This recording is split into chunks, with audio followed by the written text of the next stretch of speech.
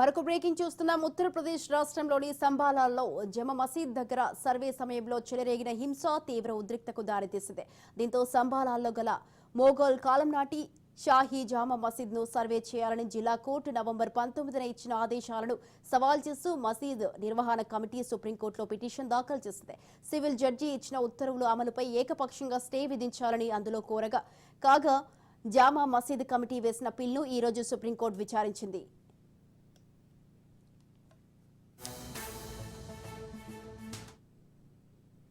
అయితే విచారణ అనంతరం సుప్రీంకోర్టు కీలక వ్యాఖ్యలు చేసింది. శాంతి భద్రతలు అదుపులో ఉంచాలని యూపీ ప్రభుత్వానికి ఆదేశాలు జారీ చేసింది.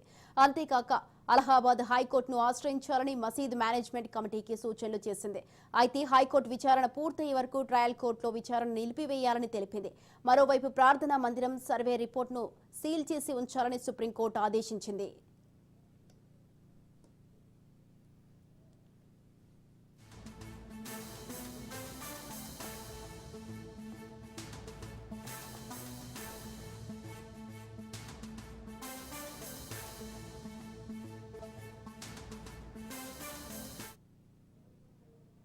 ఉత్తరప్రదేశ్ రాష్ట్రంలోని సంబాలాల్లో జామా మసీద్ దగ్గర సర్వే సమయంలో చెలరేగిన హింస తీవ్ర ఉద్రిక్తకు దారితీసింది.